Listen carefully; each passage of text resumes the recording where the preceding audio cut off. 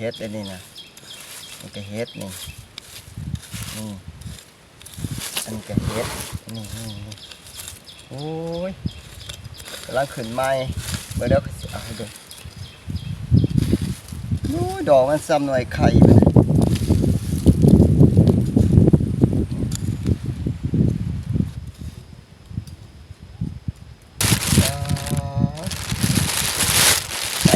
พี่น้องกราบสบายดีเด้อพ่อแม่พี่น้องหมดทุกคนมาเก็บเห็ดเพาะพี่น้องมาเก็บแต่เสาแต่ว่าบ่ได้ถ่ายพี่น้องเลยลายเติบเด้ค่อยได้ลายเติบแล้วพี่น้องเลย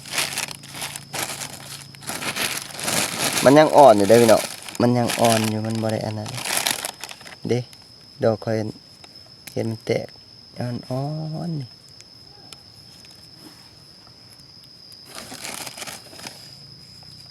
บีบเบิ่งก็ได้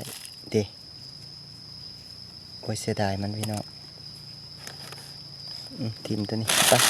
ไปเก็บพี่น้องมันก็สิมีอันโตใจดำในก็มีแหละพี่น้องเอ้ยแต่ว่าผู้ที่กินแสบมันแหละตัวใจดำก็ดีตัวขาวๆสิมันออกไหมนี่เห็นบ่โอ้ยเสียดายเจาะไปเบิ่งพี่น้องจะไม่นางเป็นยานี่มันสาวในพลตกลินขี่รถจักรมากะบ่ได้ทายพี่น้องตัวกระบอกพอแห้งหรอกบ่พอสิเห็นเห็ดขึ้นมา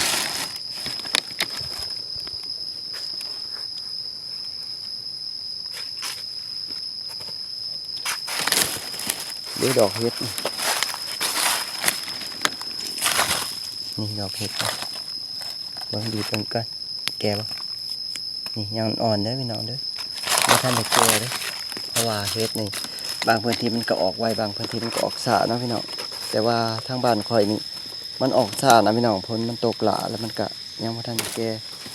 ยังคอยสิพาเราบางเท่านี้กันเด้น้ำเสาะกัน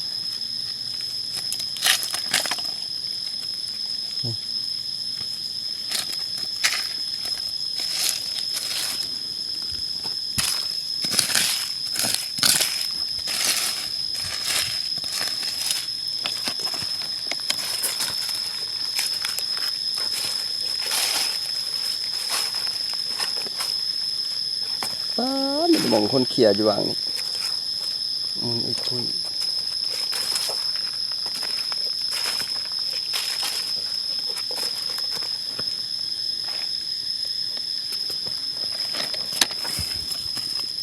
เด็กเฮ็ดดอกหนึ่ง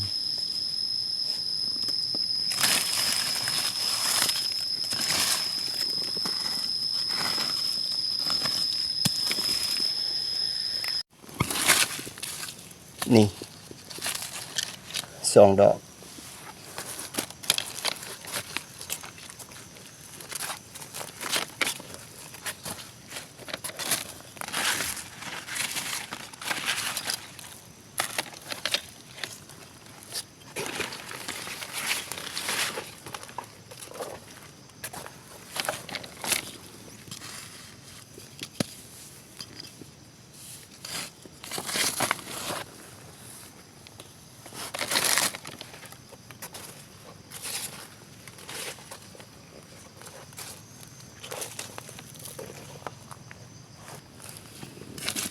นี่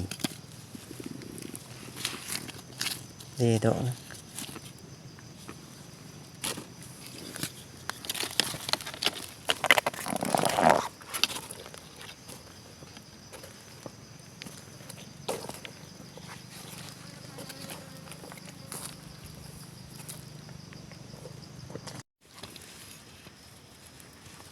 มันมาทันใหญ่จ่อยในผลมาสุผลมาเจาะมันก่อน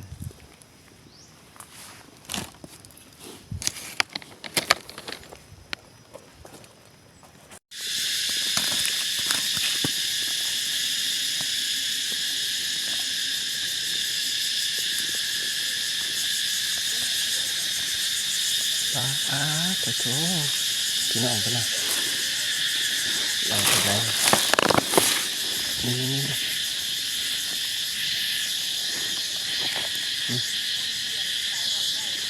คุณนะคนมาเลยพี่น้องคนมาแล้วเสียงคนสนั่น เป็นไงเป็นไงเป็นไง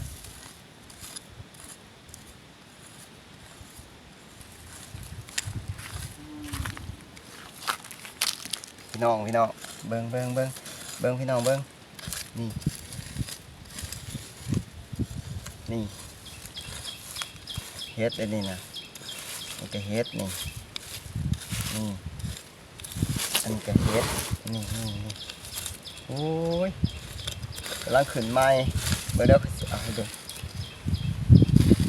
โอ้ยดอกมันซ้ำหน่วยไข่ไปเลย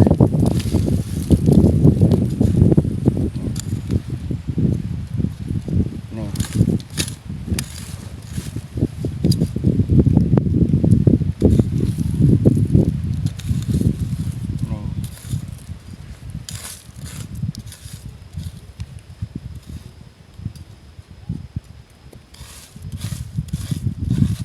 นี่โอ้ยอยู่ลึกๆเสียงคนมากเลยเบิ่งเขาได้คนได้เต๋อเด้อพี่น้องเขี่ยหา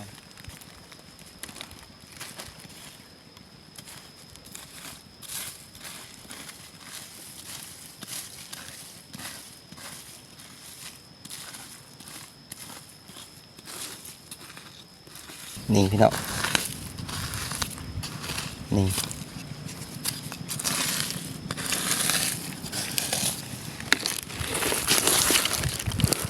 เห็นบ่ของมันแตกๆนี่มีแน่นอนได้นี่เดะเห็นบ่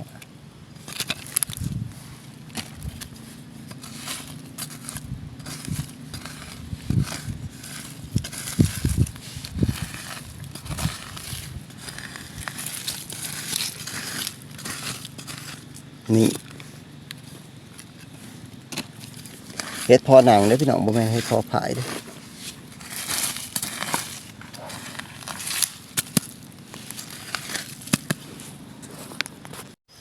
ป้าพี่น้องมันยังน้อยๆนี่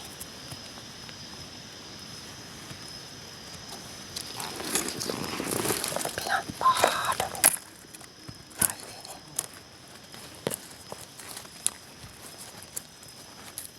เด้นี่หากระแตกขึ้นมา